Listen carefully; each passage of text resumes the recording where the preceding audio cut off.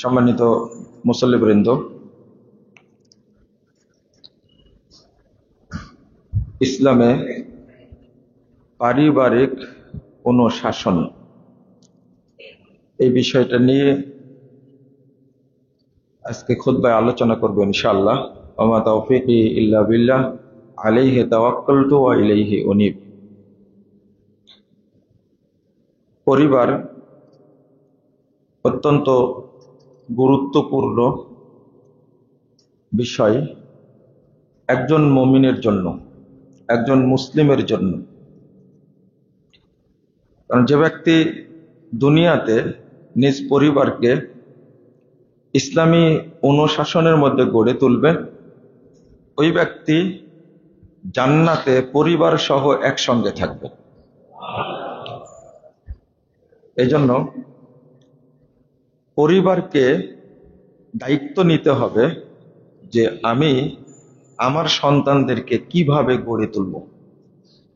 ছোট থেকে গড়ে না তুললে পরবর্তীতে গিয়ে এটাকে সোজা করা যায় না। এটা আপনারা জানেন, কাদা যখন নরম থাকে তখন সেটা দিয়ে যা কিছু ইচ্ছা বানানো যায়, যখন শক্ত হয়ে যায় তখন সেটা কি করা যায় না, যা ইচ্ছা তাই বানানো যায় না। এই জন্য ইসলাম এতটাই আল্লাহর উপরে নির্ভর করতে বলেছে পরিবারের ক্ষেত্রে, যেটা আমরা জানি না। একজন পিতার উপরে সন্তানের জন্য দ্বীনি কর্তব্যের মধ্যে 1 নম্বর হলো সন্তানকে সালাত শিক্ষা দেবে। কি শিক্ষা দেবে? সালাত। এর আগে সিয়ামের কথা বলা হয়নি, হজ্জের কথাও বলা হয়নি, জাকাতের কথাও বলা হয়নি, তাহাজ্জুদের কথাও বলা হয়নি। শুরুতেই বলা হয়েছে যখন 7 বছর বয়স হয়ে যাবে তখন তোমরা কি করো? সালাতের নির্দেশ দাও। মুরু আওলাদাকুম বিসসালাহ। তোমরা তোমাদের সন্তানদেরকে সালাতের নির্দেশ দাও। ওহুম আবনাউ সাবঈ সিনিন, যখন তাদের বয়স হবে কত? 7 বছর। ওয়াজরিবুহুম আলাইহা, সালাতের জন্য তাদেরকে মারপিট করো, প্রহার করো, মারো। ওহুম আবনাউ আশরি সিনিন, যখন তাদের বয়স হবে কত? 10 বছর। এইরকম কড়া নির্দেশ সিয়ামের ক্ষেত্রে বলা হয়নি যে সিয়াম পালন না করলে কি করতে হবে? মারতে হবে, এরকম আসেনি। যাকাত না দিলে মারতে হবে, আসেনি। তাও বাচ্চার বয়স কতটুকু? মাত্র 10 বছর। এই সময়ে তাকে ইসলাম বলে দিচ্ছে, আল্লাহর বিধান বলে দিচ্ছে, তা কি করতে হবে? মারতে হবে, মেরে সালাত পড়াতে হবে। এই কর্মসূচিটা আজকে খুব খুশি হয়েছে যে বহুদিন পরে 12টায় খুতবা শুরু করলাম, আলহামদুলিল্লাহ। এজন্য ধামরায়ের মুসল্লিদেরকে এবং মসজিদ কমিটির দায়িত্বশীলদেরকে স্পেশালি শুকরিয়া আদায় করা উচিত। আল্লাহ আপনাদেরকে জাযায়ে খায়ের দান করুক, আমিন।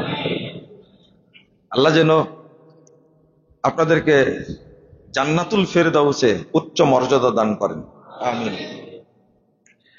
তবে আমি আর একটা বিষয় বলছি, সেটা হলো আজকে সময়টা শুরু হয়েছে 11:45-এ। কত? 11:45-এ। যে 12টা পর্যন্ত যেহেতু এসেছেন, চেষ্টা করবেন আগামী বছর গিয়ে যে একেবারে রাইট টাইমে শুরু করব। এরপরে ইমামকে বলে দেবেন আমাদের খুতবা শুরু হয় 11:45-এ আর সালাত শুরু হবে 12:15-তে। দেখেন তো কিছু করা যায় কিনা, ডিস্টার্ব করছে। তো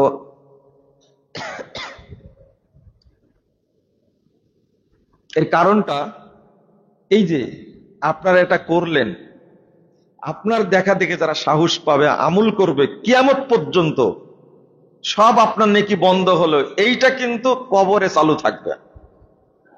এর নাম হলো দাওয়াত। 12টায় খুতবা শুরু হয় না সাধারণত কোন মসজিদে, আপনারা শুরু করলেন, মানুষ দেখলো, ভিডিও হচ্ছে, লাইভ হচ্ছে, মানুষ দেখছে। আগামীতে আমি দাবি করব আপনাদের কাছে, আপনারাই শুরু করেন। টাইম হয়ে গেছে, খুতবা কি হবে? শুরু হবে। টাইম হয়ে গেছে, জোহরে আজান হবে।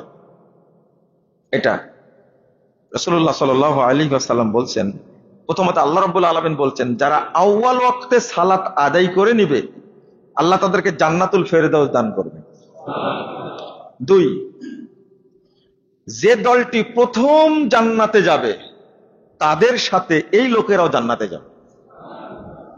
যারা প্রথম জান্নাতে যাবে তাদের কিন্তু হিসাব নেওয়া হবে না, বিনা হিসাবে জান্নাত দেবে আল্লাহ।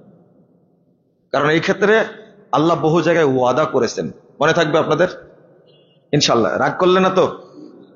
রাগ করবেন কেন? আমি কি খারাপের জন্য বলছি? আমার এই শক্ত কথাগুলো আপনারা নেগেটিভ নেন, এটা কি সম্ভব? যা ইচ্ছা তাই বললেই হলো? অথচ আমি যেগুলো বললাম এটা হলো আল্লাহর কথা, রাসূলুল্লাহ সাল্লাল্লাহু আলাইহি ওয়াসাল্লামের কথা এবং আমাদের মুক্তির কথা। আমরা কে না চাই যে বিনা হিসাবে জান্নাতে যাবো ইনশাআল্লাহ, এবং জান্নাতুল ফেরদাউসে যাবো ইনশাআল্লাহ, এটা তো আমরা চাই। তো এইটা আপনারা শুরু করবেন ইনশাআল্লাহ। 2 নম্বর, এখানে যে বিষয়টা আমি বলছিলাম, একজন মা এবং বাবার সন্তানের প্রতি দায়িত্বটা হলো, বাচ্চা যখনই সালাত পড়তে পারে, 7 বছর না, তার আগে থেকে শুরু করবেন, মসজিদে নিয়ে আসা শুরু করবেন। যখন আপনি সালাত পড়ছেন তাকে শিক্ষা দিবেন, শুরু করবেন। প্রথম কাজ, 11:45 সময় হয়েছে, এখনই আজান হবে এবং 10 থেকে 15-এর মধ্যে কি করতে হবে? জামাত হবে। এটা পরিবারে শুরু করতে হবে। পরিবারে যদি শুরু করেন তাহলে 10 বছর হওয়ার আগেই তার প্রতি সালাতের প্রতি মহব্বত তৈরি হবে, নিজে অভ্যস্ত হবে। ও আর শিখবে না যে আমাকে আর সালাত বাদ দিতে হবে না, এই জিনিসটা শিখবে না। শিখতে হবে যে আমাকে সালাত পড়তে হবে, সালাত বাদ দেওয়া যাবে না। এই ক্ষেত্রে আমরা সবচেয়ে বেশি টেনশনে পড়ি যে বাচ্চাদেরকে যদি আমি সালাতের দিকে এগিয়ে নিই তাহলে আমার রুজি কোথায় থেকে আসবে। অথচ আল্লাহ রাব্বুল আলামিন এটা কিন্তু গ্যারান্টি নিয়েছেন কয়েকটি আয়াতে। এটা আমাদের ভুল চিন্তা। বরং আল্লাহ বলতে চাচ্ছেন, তুমি সালাত আদায় করো, আমি তোমাকে অটো রুজি দান করব। আল্লাহ কুরআনের আয়াতের মধ্যে বলছেন, ওয়ামুর আহলাকা বিসসালাহ, তুমি তোমার পরিবারকে সালাতের নির্দেশ দাও, ওয়াসতাবির আলাইহা, এবং এর উপরে তুমি কি থাকো? প্রতিষ্ঠিত থাকো। এর সালাফরা এর অনুবাদ করতেন, ইস্তানকিজুহুম মিন আযাবিল্লাহ বিসসালাহ, তোমরা পরিবারকে আল্লাহর আযাব থেকে রক্ষা করো সালাতের মাধ্যমে। সালাত পড়লে পরিবারে কোনো দুর্ঘটনা ঘটবে না, আল্লাহর পক্ষ থেকে কোনো শাস্তি নাজিল হবে না। এই পরিবার মারা গেলে কবরে কোনো আযাব হবে না। সালাতের ফজিলতটা এত বেশি। আমি একটু কথাগুলো একটু পড়ে বলি আপনাদেরকে। এরপরে আল্লাহ রাব্বুল আলামিন বলছেন, লা নাসআলুকা রিজকান নাহনু নারযুকুক। আচ্ছা, এই নির্দেশ দেওয়ার পরে আপনি বলেন তো আল্লাহ রাব্বুল আলামিন এই কথা বললেন কেন? তোমাদের কাছ থেকে আমি রুজি চাই না, বরং নাহনু নারযুকুক, তোমাকে রুজি দান করি আমি। কে বলছেন? আল্লাহ বলছেন। যে সালাতের সাথে রুজির কি সম্পর্ক? বুঝলেন না, তাই না? বললেন ওয়ামুর আহলাকা বিসসালাহ ওয়াসতাবির আলাইহা লা নাসআলুক রিজকা নাহনু নারযুকুক। আমি তো তোমার কাছে রুজি চাই না, আমি কি দিই? আমরাই তোমাদের রুজি দান করি। তোমাকে রুজি দান করে। ওয়াল আকিবাতু লিত্তাকওয়া, আর উত্তম ফলাফল তাদের জন্যই, শেষ ফলাফল তাদের জন্যই যাদের মধ্যে কি আছে? তাকওয়া আছে। সালাত নিয়মিত না পড়লে তাকওয়া ভিতরে অবস্থান করবে না, কোনো সুযোগ নাই। এখানে মজার ব্যাপার হলো, একটা না কয়েকটা আয়াত আসছে আল্লাহ রাব্বুল আলামিন এই কথাটা বলার পরে এই কথাটার অর্থ কি, এই কথাটা উল্লেখ করতে গিয়ে একটা সালাফর একটা কথা উল্লেখ করছেন, ইয়ানি ইদা আকামতাস সালাহ, তুমি যখন সালাতটা আদায় করবে, আতাকার রিজকু মিন হাইসু লা ইয়াহতাসিব, কোথায় থেকে রিজিক চলে আসবে তুমি কল্পনাও করতে পারবে না।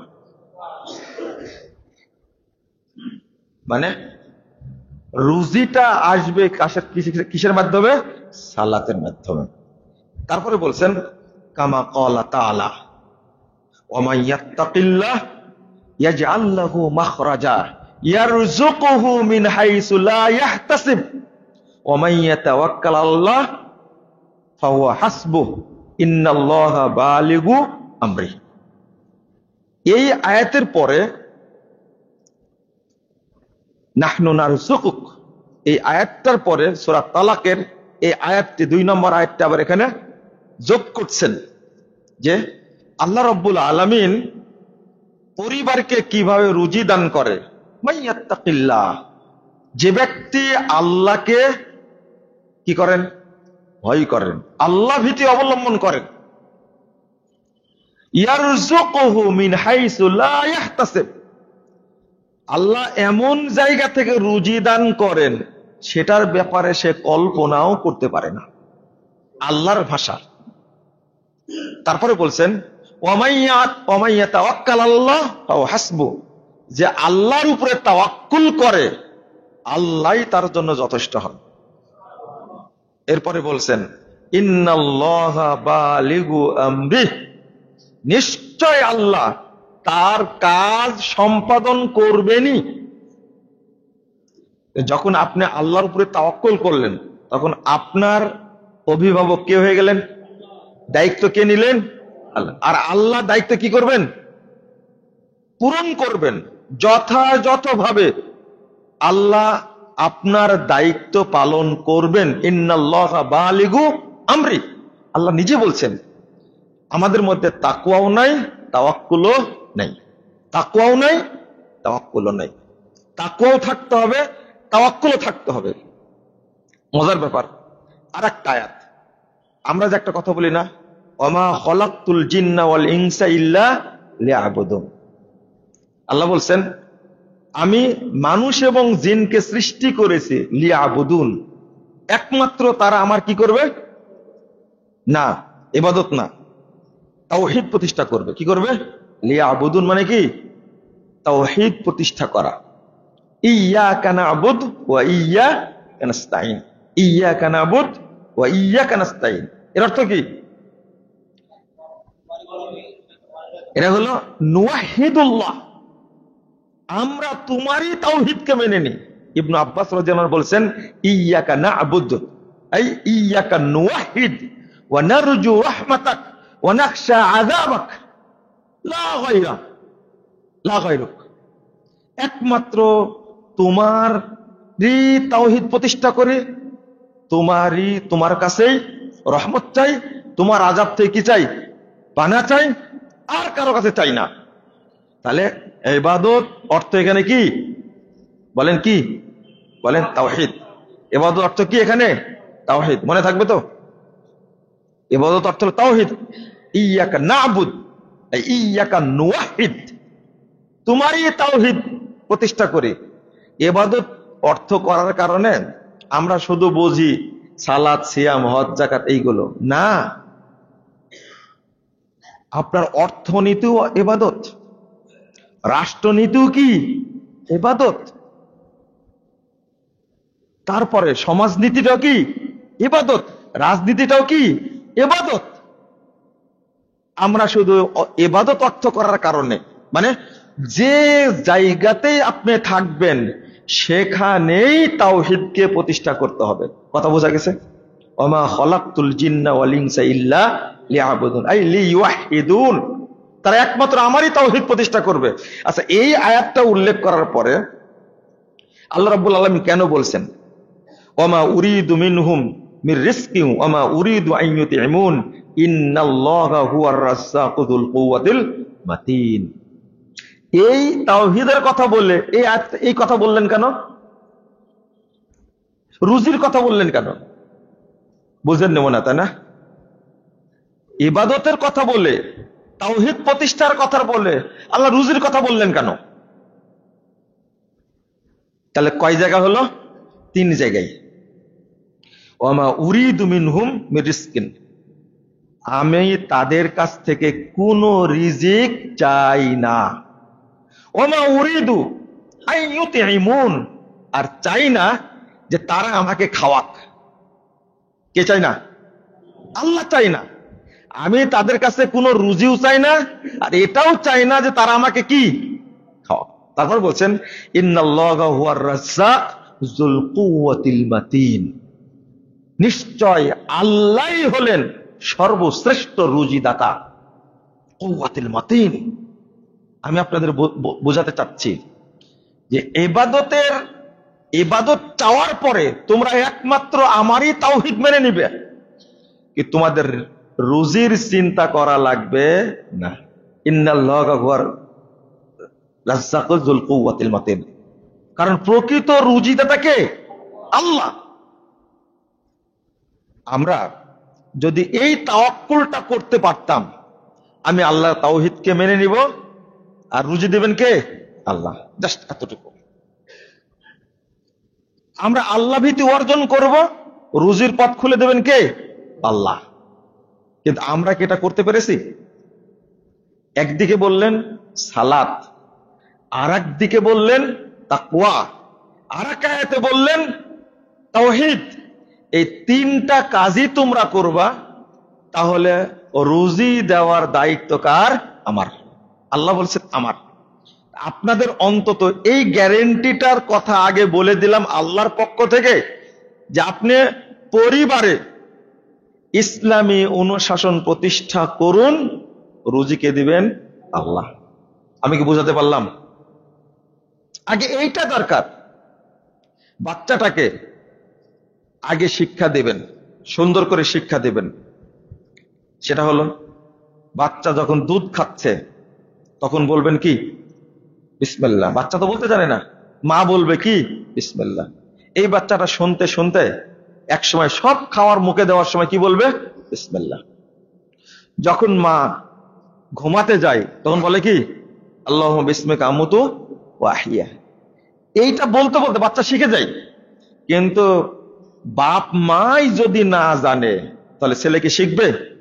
এখন আধুনিক পরিবারের যেগুলো হচ্ছে, এরা বিসমিল্লাহ বলাও জানে না, পেশাব করাও জানে না, ওযু করাও জানে না, ফজর সালাতে উঠতে হয় এটাও জানে না। জানে কি? কিন্ডারগার্টেনে পাঠাতে হবে, খুব তাড়াতাড়ি প্রাইভেটে পাঠাতে হবে, একে ইংরেজি শিখাতে হবে। আপনি যদি ইংরেজির মাস্টার হন, আচ্ছা ইংরেজি এত জানেন, এত শিখেন, কি কারণে বলেন তো দেখি? সুন্দর একটা চাকরি পাবো, ইংরেজি বলতে পারলে চাকরি তাড়াতাড়ি হবে। 2, ফ্রিল্যান্সিং, এটা করতে পারবো। ইংরেজি ভালো বলতে পারলে সমাজে আমার কি হবে? দাম হবে। ভালো করে বুঝেন কথাগুলো। কিন্তু ইংরেজি বলতে পারলে আমার সম্মানটা বেশি হবে, আমার ছেলে ইংরেজিতে বক্তব্য রাখতে পারে। এরপরে কি বলতে থাকেন তো? সর্বোচ্চ কি? আমার ছেলেটা ইংরেজি ভালো বলতে পারবে, একসময় সচিব হয়ে যাবে। তারপরে কি হবে? সিনিয়র সচিব হয়ে যাবে। অথবা ভাবতে ভাবতে ভাবতে ভাবতে বিসিএস ক্যাডার হলেন, প্রধান বিচারপতি হলেন। তারপরে কি হবেন? জাতিসংঘের মহাসচিব হবে। তারপরে কি হবেন? আমেরিকার প্রেসিডেন্ট হবে। তারপরে কি হবেন? একটু উত্তর দেন তো আমাকে। তারপরে কি হবেন? কবরে। আমেরিকার প্রেসিডেন্ট হওয়ার পরে তার আর খায়েশ থাকার কথা না। এরপরে কি হবেন? আপনি আমাকে এই যে ইংরেজিটা শিখলেন, যে নিয়াতে শিখলেন, ছোট থেকে বেসিক তৈরি করতে হবে ইংরেজিতে, আমার ছেলে সব বিষয় ইংরেজিতে পাকা হবে, উদ্দেশ্যটা কি? আমেরিকার প্রেসিডেন্ট হওয়া, কমলা হ্যারিস যখন হতে পারেনি ইন্ডিয়ার হয়ে, আপনার বাংলাদেশে হওয়া এটা সম্ভব না, অন্তত কয়েকশো বছরে সম্ভব না, এটা মনে রাখেন। এরপর আপনি কি হতে চান? হলেন আপনি 500 বছর পরে আমেরিকার প্রেসিডেন্ট হবে, হয়তো বা বাংলাদেশে কোনো লোক হবে, ট্রাম্পের মতো সন্ত্রাসী হবে, হতে পারে, কোনো সমস্যা নাই। কিন্তু তারপরে কি হবেন? এত ইংরেজি শিখলেন, উদ্দেশ্য সব কি? দুনিয়া। সব কি বুঝাতে পারলাম? এটার এক কানা কড়ি মূল্য আল্লাহর কাছে আছে? যদি হ্যাঁ উদ্দেশ্য থাকতো বেলাল ফিলিপসের মতো, উদ্দেশ্য যদি থাকতো জাকির নায়েকের মতো, আমি ইংরেজি শিখে ইংরেজিতে আমি তাওহীদকে, মানহাজকে, ইসলামকে আমি উপস্থাপন করতে চাই। যারা আমরা শিখছি, ইংরেজি পড়াচ্ছি বাচ্চাদেরকে, একজনেরও কি এই উদ্দেশ্য আছে? একজনের না। আমি পাইনি। হলো, আপনি আপনার মেয়েটাকে ইংরেজি শিখাচ্ছেন, উদ্দেশ্যটা কি? উনি আন্তর্জাতিক দায়ী হবে? আমার নিয়াতের সাথে আপনার নিয়াতটা মিলছে কিনা জানি না। সবগুলো দুনিয়া চিন্তা ভাবনা, সব দুনিয়ার চিন্তা ভাবনা। এই চিন্তা করে লাস্ট ফলাফলটা কি হচ্ছে? রাসূলুল্লাহ সাল্লাল্লাহু আলাইহি ওয়াসাল্লাম বলছেন, ইন্নাল্লাহা ইউবগিযু কুল্লা আলিমিন বিদ-দুনিয়া জাহিলিন বিল আখিরাহ। লা হাওলা ওয়ালা কুওয়াতা ইল্লা বিল্লাহ, আস্তাগফিরুল্লাহ। রাসূল সাল্লাল্লাহু আলাইহি ওয়াসাল্লাম বলছেন, নিশ্চয় আল্লাহ তাআলা গজব নাজিল করেন যারা দুনিয়ার ইলমের ব্যাপারে পাগ্য, অভিজ্ঞ, জ্ঞান রাখে, কিন্তু আখিরাতের ব্যাপারে, দ্বীনের ব্যাপারে জাহেল, আল্লাহ তাদের উপরে গজব নাজিল করেন। আল্লাহ গজব নাজিল করেন। আপনি এখান থেকে বাঁচতে পারবেন না, আপনি এখান থেকে ধোঁকা দিতে পারবেন না। ইয়ালামুনা যাহিরাম মিনাল হায়াতিদ দুনিয়া ওয়া হুম আনিল আখিরাতি হুম গাফিলুন।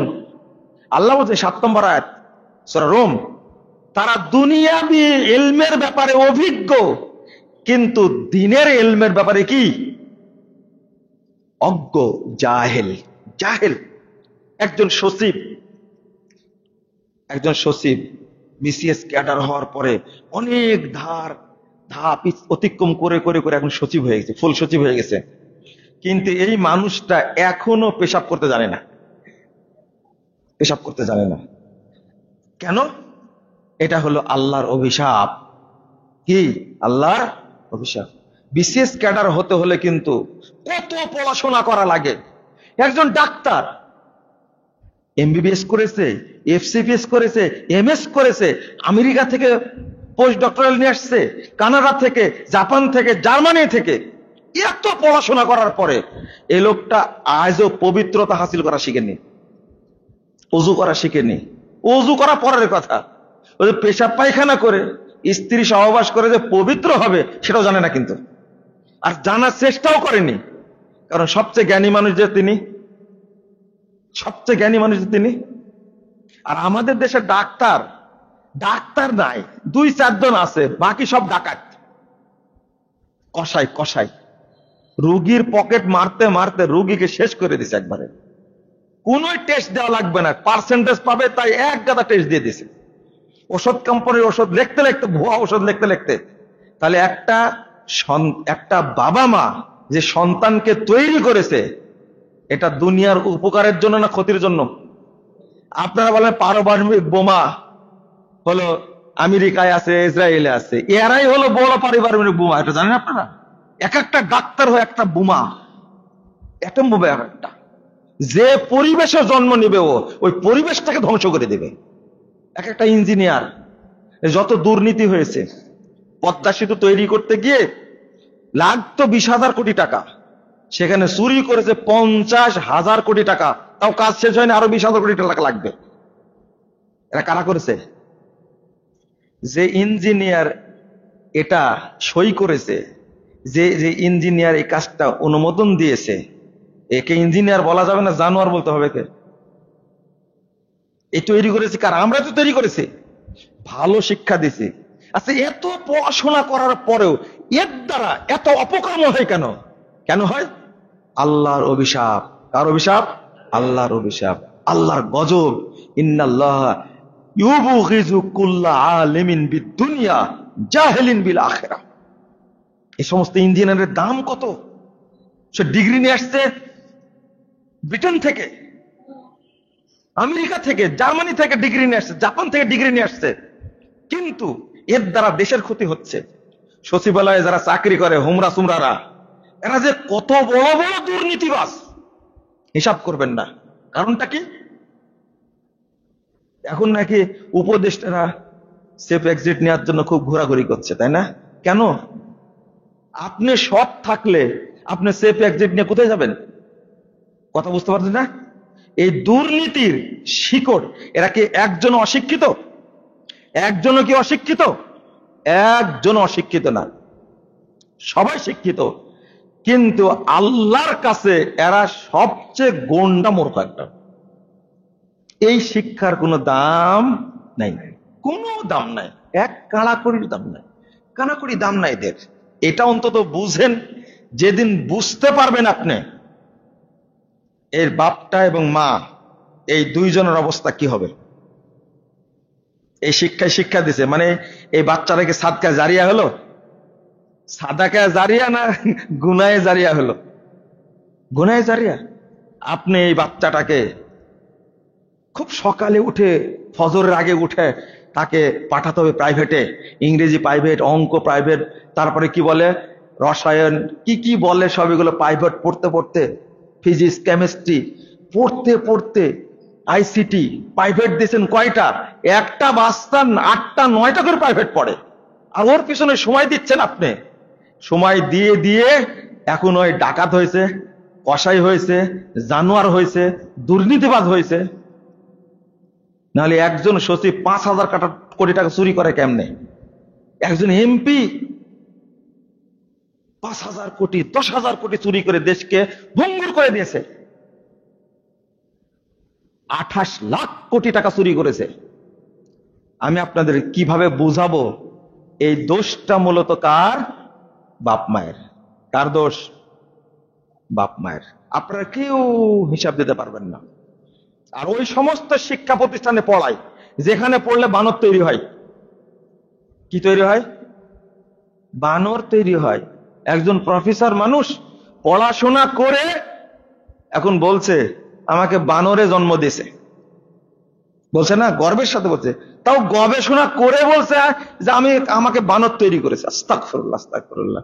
তো ওই প্রতিষ্ঠানে পড়ান আপনি কেন যে প্রতিষ্ঠানে বানর তৈরি হয়, নাস্তিক তৈরি হয়? আর বলছে ঢাকা বিশ্ববিদ্যালয় থেকে তিনি অনার্স মাস্টার্স করেছেন, পিএইচডি করেছেন, মানে পাশের অক্সফোর্ড ঢাকা বিশ্ববিদ্যালয় থেকে একটা বড় চোর বের হয়েছে, ইন্টারন্যাশনাল চোর বের হয়েছে। আপনি গর্ব করতে পারবেন? এগুলো সব অভিশাপ, এগুলো সব অভিশাপ, এগুলো সব অভিশাপ। এটা আল্লাহ রাসূল বলে গেছেন, ইন্নাল্লাহা ইউবগিযু কুল্লা আলিমিন বিদ-দুনিয়া জাহিলিন বিল আখিরাহ। এজন্য আজকের কথাগুলো আপনাদের কাছে কষ্ট মনে হলেও কথা শুনতে হবে, পদক্ষেপ আপনাদের নিতে হবে। আপনি শিক্ষা দিবেন, আগে দ্বীনি ইলম শিক্ষা দিবেন। কি এই জন্য আপনি কাঁদছেন ফিলিস্তিনের জন্য, কোনো কাজই হচ্ছে না। আপনার ভিতরটা আমেরিকা, কারণ বাচ্চাকে জন্ম দিয়েছেন, আগে আমেরিকায় পাঠাবেন, তাই না? বাংলাদেশ থাকলে ন্যাশনাল চোর হবে, আর আমেরিকায় গেলে কি চোর হবে? ইন্টারন্যাশনাল চোর হবে। আপনার নিয়াতে বাচ্চা পেটে আসেইনি, বিয়ে করার আগেই চিন্তা করে রাখছেন কি বাচ্চা হলে আমেরিকায় পাঠাবো, না হলে কানাডা পাঠাবো, না হলে অস্ট্রেলিয়া, না হলে জার্মানিতে। এই চিন্তা করেননি আপনি?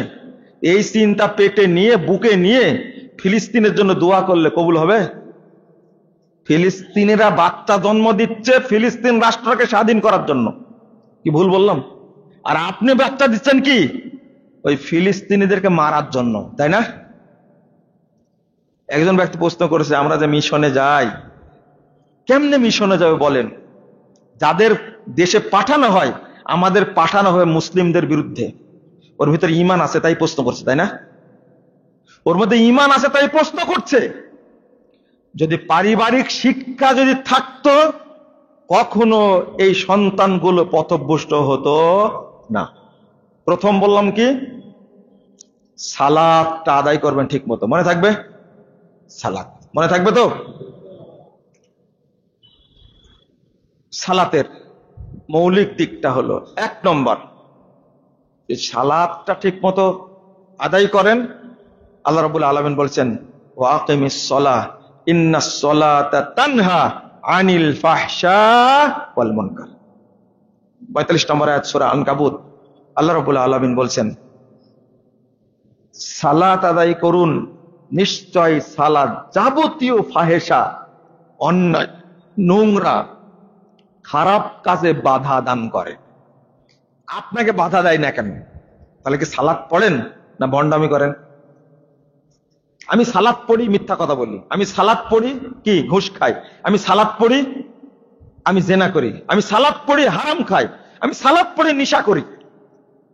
তাহলে কি সালাত পড়েন না ভণ্ডামি করি বলেন তো দেখি? ভণ্ডামি, এটা আল্লাহর সাথে কি ভণ্ডামি। বাধা দেয় না কেন? তাহলে আল্লাহর কথা মিথ্যা হয়ে গেল। আপনি মনে করেন আল্লাহ তো বলেছেন সালাত পড়লে সব কি হয়ে যায়। আস্তাগফিরুল্লাহ, আস্তাগফিরুল্লাহ। আল্লাহকে মিথ্যাবাদী করলেন আপনি। করছেন তো প্রকারান্তরে। বয়স 75 হয়ে গেছে, এখনো নিশা ছাড়েননি, সালাতও ছাড়েননি। মাশাআল্লাহ, দুই দিকেই পাকা। নিশা করাতেও পাকা, জেনা করাতেও পাকা। যখন বুঝবেন যে মিথ্যা কথা বলি, আবার সালাতও পড়ি, তখন স্পষ্ট নিজে নিজেই বুঝে নিবেন। ইমামের বলার দরকার নাই, আলেমের বলার দরকার নাই, চেয়ারম্যানের বলার দরকার নাই। আপনি নিজেই বুঝে নিবেন যে আমার সালাত কবুল হয়নি। নিজে নিজে বুঝে নিবেন। সুদ খাচ্ছেন, নিজে নিজেই বুঝে নিবেন আমার সালাত কবুল হয়নি। কথা কি বোঝা গেছে? হারাম খাচ্ছেন, নিজে নিজেই বুঝে নিবেন আমার সালাত কবুল হয়নি। কারণ 1 ওয়াক্ত সালাত কবুল হলে আপনার দ্বারা মিথ্যা কথা বলা সম্ভব না। 1 ওয়াক্ত সালাত কবুল, এমনকি 2 রাকাত সালাত যদি আল্লাহ কবুল করেন, আপনার দ্বারা জেনা হবে না, আপনার দ্বারা চুরি হবে না, দুর্নীতি হবে না। 2 রাকাত সালাত যদি কবুল হয়।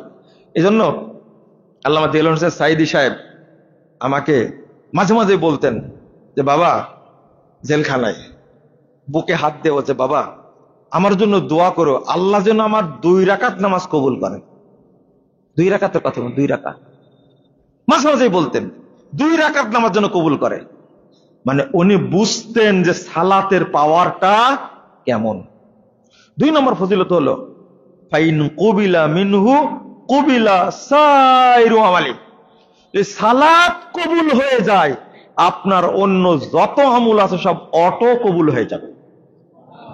হজ্জের হিসাব হবে না, সিয়ামের হিসাব হবে না, আখলাকের হিসাব হবে না, যাকাতের হিসাব হবে না।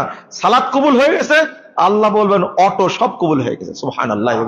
এটা হলো সালাতের কি বড় গ্যারান্টি, এটা হলো বড় জিনিস। 3 নম্বর, সালাত কবুল হলে আপনার রুজি আল্লাহর পক্ষ থেকে অটো নাজিল হবে। এই জন্য আমরা বলি বেশি বেশি নফল সালাত আদায় করবেন, তাহলে আল্লাহ আপনাকে আমাকে রুজি দান করবেন। নফল সালাত বুঝেন? ফরজই পড়ি না, নফল কখন পড়বেন? ফরজই পড়ি না, নফল কখন পড়বেন? আল্লাহ রাব্বুল আলামিন বলছেন, ইয়া আইয়ুহাল্লাযীনা আমানু কু আনফুসাকুম ওয়া আহলিকুম নারা। পরিবার ঠিক হলে সমাজ ঠিক হবে, হবে না? মানে ব্যক্তি ঠিক হলে পরিবার ঠিক হবে, পরিবার ঠিক হলে কি হবে? সমাজ ঠিক হলে, সমাজ ঠিক হলে দেশ ঠিক হবে। পরিবার শিক্ষা চালু করেন। আল্লাহ বলছেন, কু আনফুসাকুম ওয়া আহলিকুম নারা। তোমরা আগে নিজে বাঁচো, পরিবারকে বাঁচাও কোত্থেকে? জাহান্নাম থেকে, তাই না? এর অর্থ করছেন সাহাবা কেরাম, তাবিঈন এজম অর্থ করছেন আউসু আনফুসাকুম ওয়া আহলিকুম বিতাকওয়াল্লাহ। তোমরা তোমাদের পরিবারকে আল্লাহ ভীতির মাধ্যমে, নিজেদেরকে তাকওয়া শিক্ষা দেওয়ার মাধ্যমে জাহান্নাম থেকে বাঁচাও। তাহলে আগে নিজেকে নসিহত করতে হবে, আল্লাহ তুমি আমার মধ্যে তাকওয়া দান করো। এরপরে পরিবারের জন্য বলতে হবে, আল্লাহ তুমি আমার পরিবারে তাকওয়া দান করো। আর একটা, সব সময় একটা দোয়া পড়বেন, সেজদাতেও পড়বেন। সে দোয়াটা হলো রব্বি জাল্লি মুকিমাস সালাতি ওয়া মিন যুররিয়াতি রব্বানা ওয়া তাকাব্বাল দুআ। বলেন তো, রব্বি জাল্লি মুকিমাস সালাতি ওয়া মিন যুররিয়াতি রব্বানা ওয়া তাকাব্বাল দুআ। এই দুয়ার প্রতি আপনি আমল করতে থাকবেন, তাহলে কি হবে? আপনার পরিবারে একজনও বেনামাজি থাকবে না। তাহলে একজন মায়ের, একজন বাবার প্রথম কাজটা হলো ওয়াক্ত হলেই বাচ্চাটা সালাত আদায় করলো কিনা এটাকে দেখা। কারণ সালাত ঠিক থাকলে বাকি সমস্ত কাজ কি হয়ে যাবে? এই বাচ্চাটা সালাত আদায় করা শিখলে ও আর বিড়ি খাবে না, ও আর সিগারেট খাবে না, মদ খাবে না। এই বাচ্চাটা সালাত পড়া শিখলে মোবাইলে গেম খেলতে খেলতে খারাপ জগতে আর ঢুকবে না। এই বাচ্চাটা আর অন্যের সাথে প্রেমে জড়াবে না। বুঝতে পারলেন না কথা? যখন সালাতের ভয়টা, আল্লাহ ভীতি ঢুকে যাবে। রাসূল সাল্লাল্লাহু আলাইহি ওয়াসাল্লাম বলছেন, ওয়ালা তারফা আনহুম আসাকা আদাবান ওয়া আখিফহুম ফিল্লাহ। তোমরা তোমাদের পরিবার থেকে শিষ্টাচারের লাঠি উঠায় নিও না। লাঠি ঝোলা রাখবে, লাঠি ঝুলায় রাখবে। এখন এই বক্তব্য দিলে বলবেন যে আপনি কি বাচ্চাদের মারা শিখাচ্ছেন? হ্যাঁ, আমি শিখাচ্ছি। হ্যাঁ, আপনি ঠিকই ধরেছেন, আমি মারা শিখাচ্ছি। মারতে হবে। আল্লাহ আমাদের স্রষ্টা, বিধান কে দিয়েছেন? আল্লাহ দিয়েছেন। কম্পিউটারের স্রষ্টা যে, তার নীতি অনুসরণ করে আপনি কম্পিউটার অন করেন, করেন না? করেন না আপনি? তারটা মানেন কেন?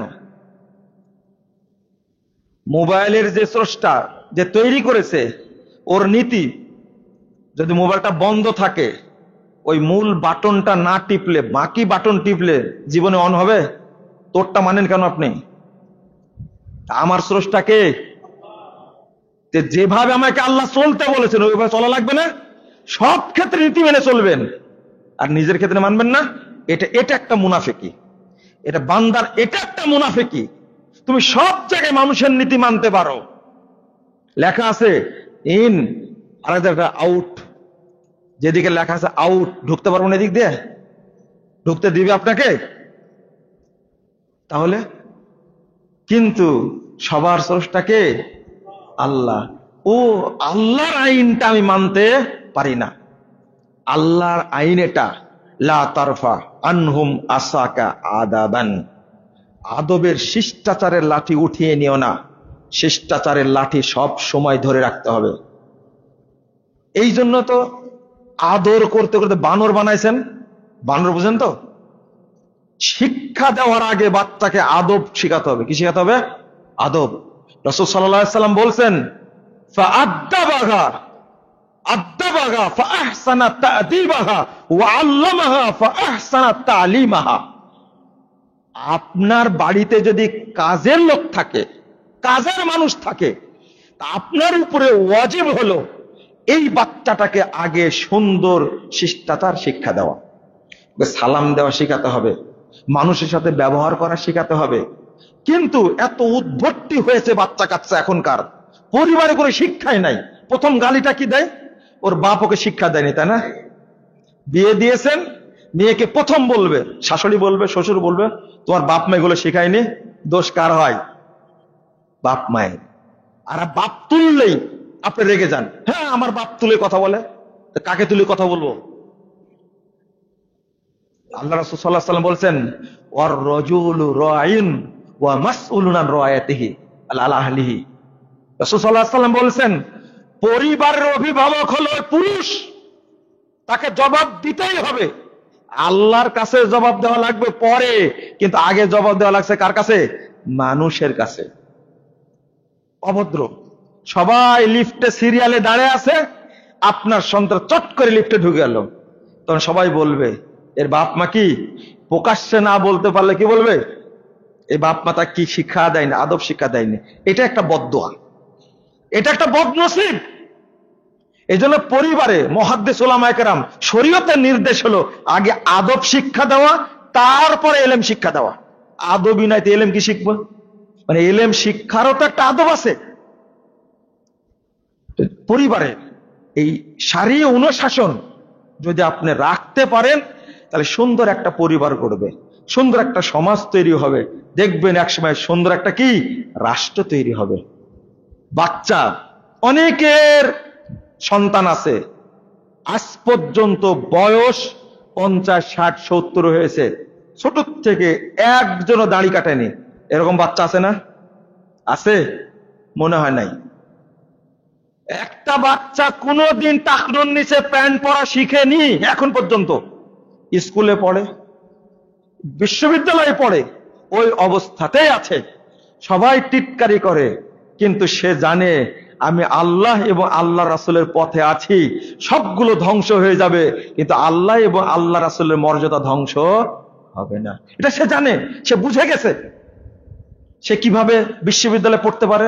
সে না হাজার হাজার মহিলা চলে, ল্যাংটা হয়ে চলে, এতগুলোকে বাধার মুখে থাকার পরেও সে তার নীতির উপরে কিভাবে চলতে পারে? আসে না এরকম? দাড়ি কাটেনি, কত সুন্দর লাগে তাকে দেখতে। সে নামাজ ছাড়েনি, সেও তো বিশ্ববিদ্যালয়তে পড়ছে, সেও তো বিসিএস ক্যাডার। এই বিসিএস ক্যাডার কখনো রাষ্ট্রের টাকা চুরি করবে না, এর দ্বারা কখনো জেনা হবে না, এর দ্বারা কখনো হারাম খাওয়া হবে না। মূল গোড়া হলো সালাত। মূল গোড়া কি? সালাত। আশা করি আপনাদের কষ্ট দিলাম একটু বোঝানোর স্বার্থে, কিন্তু আপনারা নিজ পরিবারকে ইসলামিক অনুশাসনের মাধ্যমে গড়ে তুলবেন। বলেন ইনশাআল্লাহ। আবার বলেন ইনশাআল্লাহ। ইনশাআল্লাহর একটা পাওয়ার আছে, ইনশাআল্লাহর একটা কি আছে? পাওয়ার আছে। ওকে আল্লাহ রাসূল জুতা কিভাবে পরতে হবে সেটাও শিক্ষা দিয়েছেন, বাথরুমে কিভাবে যেতে হবে সেটাও শিক্ষা দিয়েছেন। আপনার বাড়িতে কমোড আছে, আপনার বাচ্চা বাথরুম সেরে বেরিয়ে আসলো, আপনি ঢুকে দেখবেন, বাবা তুমি বাথরুমে ঢুকলে বাথরুমটা কি অবস্থায় রেখে আসলে। আপনার বাচ্চা এক সময় বিমানে উঠবে, উঠবে না? উঠবে না? বিমানে বাথরুম আছে না? ঢুকবে, বাথরুম যে একবার নষ্ট করে চলে আসবে, আর একজন ঢুকে বলবে যে কোন জঙ্গলের বাচ্চা ঢুকছিল। প্রথম কথা বলবে এটা, বলবে না? জঙ্গলের দুর্নাম হলো না, জঙ্গল কার দুর্নাম হলো? ওর দুর্নাম না, ওর বাপ মায়ের দুর্নাম বলে। কোন জঙ্গল এটা? এগুলো আপনি চান? কিভাবে বসতে হবে? ভালো মানুষের সামনে, বড় মানুষের সামনে তুমি ঠ্যাঙ্গের পর ঠ্যাং তুলে দা বসবে, সেখানে উশৃঙ্খল আচরণ করবে। আদব যে কত গুরুত্বপূর্ণ, আল্লাহু আকবার। আল্লাহ রাসূল বলেন মান হরিমা খাইরাকা ফাকাত হরিম। যে ব্যক্তিকে শিষ্টাচার থেকে বঞ্চিত করা হয়েছে, তাকে যাবতীয় রহমত বরকত থেকে বঞ্চিত করা হয়েছে। শিষ্টাচার এমন একটা জিনিস, সমস্ত ইবাদতের মধ্যে সবচেয়ে বড় ভারী ইবাদত হলো শিষ্টাচার। আল্লাহ রাসূল সাল্লাল্লাহু আলাইহি ওয়াসাল্লাম আসকালু শাইইন ফিল মিজান, মিজানের মধ্যে সবচেয়ে ভারী হবে আল হুসনুল খুলক, উত্তম আচরণ হবে। দাড়ি পাল্লায় সবচেয়ে ভারী, তাহাজ্জুদ না, হজ না, সবচেয়ে ভারী হবে কোনটা? সৎ আচরণ। আর এই সৎ আচরণ দিয়ে পাঠিয়েছেন আল্লাহ রাব্বুল আলামিন কাকে? মুহাম্মদুর রাসূলুল্লাহ সাল্লাল্লাহু আলাইহি সাল্লামকে। আপনি সেই আচরণগুলো নিলে কি সমস্যা? সমস্যা না। তাহলে আজকে খুতবার শেষে এসে বলতে চাই, 1 নম্বর, নিজ পরিবারটাকে ইসলামী অনুশাসনের মধ্যে তৈরি করবেন। বলেন ইনশাআল্লাহ। 2 নম্বর, তাদেরকে ছোট থেকে আদব শিক্ষা দেবেন। বলেন ইনশাআল্লাহ। তাদেরকে, বাচ্চাদেরকে ছোট থেকে উত্তম শিষ্টাচার শিক্ষা দিবেন। বলেন ইনশাআল্লাহ। বাচ্চাদেরকে উত্তম ভালো আদব শিক্ষা দিবেন ইনশাআল্লাহ। তারপরে সালাত প্রতিষ্ঠার ব্যাপারে সচেতন থাকবেন ইনশাআল্লাহ। কেউ যেন, আর আল্লাহর কাছে চাইবেন রব্বি জাআলনি মুকিমাস সালাতি ওয়া মিন যুররিয়াতি রব্বানা ওয়া তাকাব্বাল দুআ। মনে থাকবে তো ইনশাআল্লাহ? এই দুয়ার মাধ্যমে আল্লাহর কাছে চাইবেন আপনার পরিবারে একজন বেনামাজি থাকবে না, আর জান্নাতেও কাউকে ছেড়ে থাকবেন না। আল্লাহ একসঙ্গে বলবে তোমরা জান্নাতে একসঙ্গে প্রবেশ করো আনন্দ চিত্তে। তুহবারুন। আল্লাহ রাব্বুল আলামিন বলেছেন আল্লাহ যেন আমাদেরকে পরিবার সহ জান্নাতে থাকার ব্যবস্থা করে দেন। আল্লাহ যেন আমাদেরকে ইসলামী অনুশাসন মেনে চলার তৌফিক দান করেন। আমিন। বারাকাল্লাহু ফিকুম ওয়া জাযাকুমুল্লাহু খাইরান।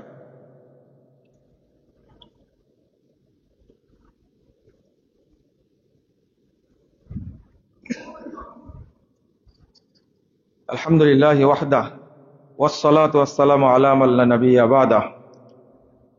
আল্লাহুম্মা সাল্লি আলা মুহাম্মাদ ওয়া আলা আলি মুহাম্মাদ কামা সাল্লাইতা আলা ইব্রাহিম ওয়া আলা আলি ইব্রাহিম ইন্নাকা হামিদুম মাজিদ। আল্লাহুম্মা বারিক আলা মুহাম্মাদ ওয়া আলা আলি মুহাম্মাদ কামা বারাকতা আলা ইব্রাহিম ওয়া আলা আলি ইব্রাহিম ইন্নাকা হামিদুম মাজিদ। সম্মানিত মুসল্লিবৃন্দ, আমি শুনেছি যে ধামরায় এত বড় জনবহুল এলাকা হওয়া সত্ত্বেও এখানে আহলে হাদিসদের প্রভাব বেশি, ব্যবসাও বেশি, কিন্তু দানের হাতটা নাকি খুবই কি কঞ্জুস, খুবই আপনারা, তাই নাকি? আসলেই লা ইলাহা ইল্লাল্লাহ। বখিল হয়ে মরবেন না, বখিলের জন্য জান্নাত নেই, বখিলের জন্য জান্নাত নাই। এতটুকু বললাম। তো আগামী দিনে এসে আমি আপনাদেরকে দান করা শিখাবো ইনশাল্লাহ, আশা করি। আর তাড়াতাড়ি যেন আসতে পারি এই দোয়াটা করবেন, তাড়াতাড়ি যেন আসতে পারি। 2 বছর পরে আসলাম, আরো যেন 4 বছর পরে আসতে পারি, এই দোয়া করবেন না আগেই, তার আগেই যেন আসতে পারি ইনশাল্লাহ। দোয়া করবেন। এবার এসে জানাবো দানের হাত খুললে সব জায়গায় বরকত হবে, আর দানের হাত বন্ধ থাকলে বরকত হবে না। পাপ মোচনের সবচেয়ে বড় মাধ্যম হলো সাদাকা। সাদাকা দিলে আপনার সব পাপ ক্ষমা হয়ে যায়, আর পাপ ক্ষমা না হওয়া পর্যন্ত আপনার দোয়া কবুল হবে না। আল্লাহ যেন বোঝার তৌফিক দান করেন। আমিন। 2 নম্বর, এই যে ফিলিস্তিনের যে অবস্থা, আপনারা দোয়া করবেন আল্লাহ যেন ফিলিস্তিনকে আল্লাহ স্বাধীন করে দেন। 2 নম্বর, আল্লাহ যেন ইহুদিদেরকে সারা পৃথিবী থেকে ধ্বংস করে দেন। যেখানে আছে আল্লাহ সেখানে তাদেরকে যেন অপদস্থ করেন। আমিন। এই দোয়াটা রাতে দিনে সেজদায় করতে থাকবেন, আল্লাহ এক সময় কবুল করবেন, ফিলিস্তিন স্বাধীন হবে ইনশাআল্লাহ, ইহুদিরা ধ্বংস হবে ইনশাআল্লাহ। এই বিশ্বাস রেখে দোয়া করবেন। আল্লাহুম্মা ইগফির লানা ওয়া লিল মুমিনিনা ওয়াল মুমিনাত ওয়াল মুসলিমিনা ওয়াল মুসলিমাত ওয়াল আহইয়াই মিনহুম ওয়াল আমওয়াত। اللهم اعز الاسلام والمسلمين، اللهم اعز الاسلام والمسلمين، اللهم انجِ المستضعفين من المؤمنين في كل مكان، اللهم انجِ المستضعفين من المؤمنين في كل مكان، اللهم احفظ المسجد الاقصى يا رب العالمين، اللهم انصر اخواننا المسلمين في فلسطين وكشمير وسوريا يا ارحم الراحمين، يا ارحم الراحمين، يا ارحم الراحمين، اللهم احفظ المجاهدين والمرابطين في كل مكان، اللهم احفظ المجاهدين والمرابطين في كل مكان، اللهم احفظ بلاد المسلمين يا رب العالمين، اللهم عن الكفرة والفجرة والمبتدئة واليهود والنصارى والمشركين، اللهم شكك شملهم ومزق جمعهم وخرب بنيانهم ودمر ديارهم وانزل بهم بأسك الذي لا ترده عن القوم المجرمين، اللهم اشدد وطأتك على اليهود والنصارى والمشركين، اللهم اشدد وطأتك على اليهود والنصارى والمشركين، اللهم دمرهم تدميرا، اللهم دمرهم تدميرا، اللهم دمرهم تدبيرا وانصرنا عليهم، اللهم إياك نعبد ولك نصلي نرجو رحمتك ونخشى عذابك إن عذابك الجد بالكافرين ملحق، اللهم إنا نستعينك ونستغفرك ونتوب إليك ونثني عليك الخير، ربنا آتنا في الدنيا حسنة وفي الآخرة حسنة وقنا عذاب النار، ربنا آتنا في الدنيا حسنة وفي الآخرة حسنة وقنا عذاب النار، ربنا عليك توكلنا وإليك أنبنا وإليك المصير، ربنا فاغفر لنا ذنوبنا وكفر عنا سيئاتنا وتوفنا مع الأبرار، ربنا لا تؤاخذنا إن نسينا واخطأنا، ربنا ولا تحمل علينا إصرا كما حملته على الذين من قبلنا، ربنا ولا تحملنا ما لا طاقة لنا به، واعف عنا واغفر لنا وارحمنا أنت مولانا، وارحمنا أنت مولانا، فانصرنا على القوم الكافرين، فانصرنا على القوم الكافرين، ربنا فاغفر لنا ذنوبنا وكفر عنا سيئاتنا وتوفنا مع الأبرار ربنا تقبل منا إنك أنت السميع العليم وتب علينا إنك أنت التواب الرحيم وصلى الله على النبي